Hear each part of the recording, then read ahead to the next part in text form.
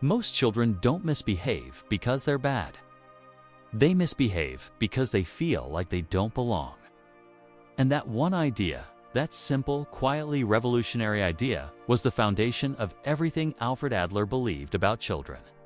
And if he were alive today, watching how we raise and educate kids in a world of constant comparison, endless pressure, and shrinking patience, he would have a lot to say. What you're about to hear might completely change how you see the children in your life, not just the difficult ones, all of them. Alfred Adler was a Viennese psychiatrist who broke away from Freud in the early 1900s, not out of ego, but because he genuinely believed Freud was missing something essential about human beings. Freud was obsessed with the past, with trauma buried in the unconscious. Adler looked forward. He believed that people, including children, are not driven by instinct or repressed memory. They are driven by a deep, almost universal need to feel significant, to feel that they matter, to feel that they belong somewhere. That's it. That's the engine underneath almost every behavior you will ever see in a child. And here's where it gets interesting, and where Adler's thinking becomes almost eerily relevant to our time. When a child feels that sense of belonging and significance is threatened, whether at home, at school, or on a screen, they don't communicate that threat clearly. They can't. Instead, they act it out. They become defiant. They shut down. They seek attention in the most exhausting ways possible. They lie, they avoid, they lash out. Not because they want to make your life harder, but because somewhere inside, they're trying to restore a feeling of worth that they've lost or never quite had. Adler called this striving for superiority. But don't let that phrase mislead you. He didn't mean arrogance. He meant something closer to striving for wholeness. A quiet, persistent drive to move from a place of feeling small toward a place of feeling capable. Every child carries this drive. Every single one. Now, here's the question Adler would ask if he walked into a modern classroom today. Are we helping that drive flourish, or are we accidentally crushing it? Because the way we currently structure childhood with its constant grading, constant ranking, constant performance was already beginning to concern thinkers in Adler's time. And we have gone much further down that road since. Think about what a child experiences today. From very early on, they are measured. Their reading level is assessed. Their emotional development is tracked. They are compared, subtly and not so subtly, to their classmates, their siblings, the children their parents see on social media. They receive gold stars for compliance and red marks for mistakes. And all of this, even when well-intentioned, sends a quiet message. Your worth is conditional. You earn belonging through performance. Adler would say that this is exactly backwards. He would say, and this is one of the most important things in his entire body of work, that a child who feels genuinely, unconditionally connected to the people around them will naturally want to contribute, to grow, to try hard things. Belonging isn't a reward you give a child after they've behaved well. It's the soil in which good behavior grows. Stay with that for a moment, because it changes a lot. It means that when a child is struggling academically, emotionally, socially, the first question should never be, how do we correct this behavior? The first question should be, what is this child missing in terms of connection? Is there a teacher who sees them? A friend group they feel part of? A parent who has enough time and calm to really listen, not just respond? Adler was deeply interested in what he called social interest Gemeinschaftsgefühl in German, which translates roughly as community feeling. He believed that psychological health in a human being is almost inseparable from their sense of connection to others. And he believed this was not just an adult concern. Children, he argued, need to feel that they are part of something, that their presence makes a difference, that they are needed. This is why one of his most practical suggestions for education was deceptively simple. Give children real responsibility, not fake responsibility, where they perform a task with no real stakes and receive praise regardless of outcome. Real responsibility. Being trusted to help a younger child learn something. Being genuinely needed in the running of a classroom. being given a problem that matters and asked to solve it without the answer being provided in advance. When a child is trusted, something shifts in them. You can almost see it happen. The shoulders settle differently. The eyes engage differently. They stop performing and start participating.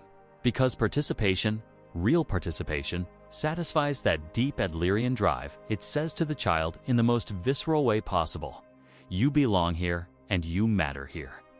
Now imagine applying that to how we teach. Instead of a classroom where the teacher is the sole authority and the child is the passive recipient of knowledge, Adler would advocate for a space where children are genuinely involved in shaping how things work. Not in a chaotic, boundaryless way. Adler was not against structure. He was against humiliation. He was against the use of shame and punishment as tools of control, because he understood what shame does to a developing sense of self. It doesn't build character. It erodes it. He would be particularly concerned about the culture of public correction that still persists in many schools today. Calling out mistakes in front of the class, reading scores aloud, ranking students by ability in ways everyone can see. He believed that a child who is regularly humiliated will either withdraw completely or find ways to retaliate, and that neither of those outcomes serves anyone. The solution is not softness. It is dignity. Every child, regardless of ability or behavior, deserves to be corrected privately, encouraged genuinely, and seen as capable of growth. And this brings us to something Adler believed with great conviction: the danger of overpraise just as much as harsh criticism. This might surprise you because we live in an era of intense positive reinforcement. Parents and teachers are encouraged to praise, affirm, celebrate, and connection and encouragement are absolutely central to Adlerian thinking. But Adler made a subtle and crucial distinction between encouragement and praise. Praise is evaluative. It says, "You did well. I approve." It keeps the child dependent on the judgment of others to assess their own worth. Encouragement is different. It says, "I see you trying. I trust you can handle this." It builds internal confidence rather than external validation. So, instead of "Wow, you're so smart," you say "You worked really hard on that." Instead of "That's perfect," you say, "What do you think about how it turned out?" You are gradually, consistently handing the child the tools to evaluate themselves, which is one of the most important things a growing person can develop. Because Adler understood something that neuroscience has since confirmed. Children who learn to see themselves through their own eyes, who develop what we now call intrinsic motivation, are more resilient, more curious, more willing to take on challenges. They don't crumble when the praise stops. They don't collapse at the first sign of failure. They have something steadier inside them. Think about the children in your life, the ones who seem fragile around criticism, who fall apart when they make a mistake, who need constant reassurance. Adler would look at those children and see not weakness, but a gap. A gap in the experience of being encouraged rather than evaluated. A gap in the experience of being trusted before they proved themselves worthy of trust. And he would say, "It is not too late." That gap can be filled, slowly and steadily, by the adults around them making different choices. Smaller corrections, more genuine connection, less comparison, more belonging. Adler was also deeply ahead of his time on the question of birth order. The idea that your position in a family shapes your psychological tendencies in ways that go far beyond personality quirks.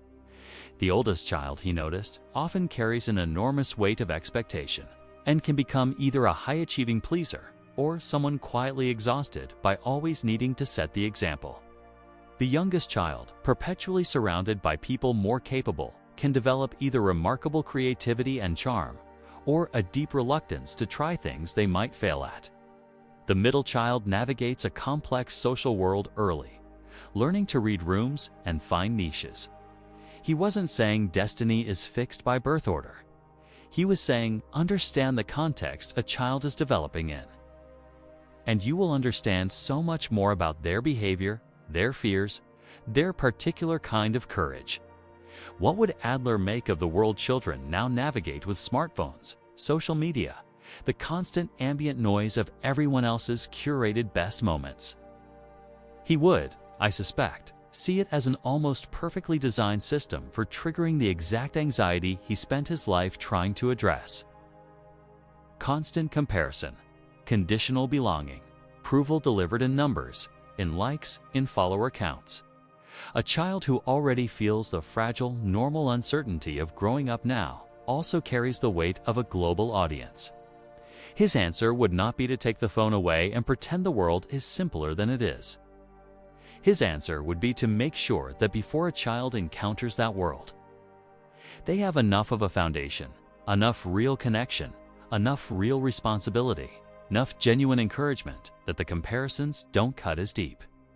That they have something to come home to, inside themselves and in their actual relationships, that no algorithm can replicate. And that is, ultimately, what Adler was always talking about.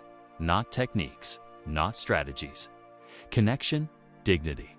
The belief held by the adults in a child's life and slowly absorbed by the child themselves, that they are capable and that they belong. If that sounds simple, it is. And if it sounds hard to do consistently, day after day.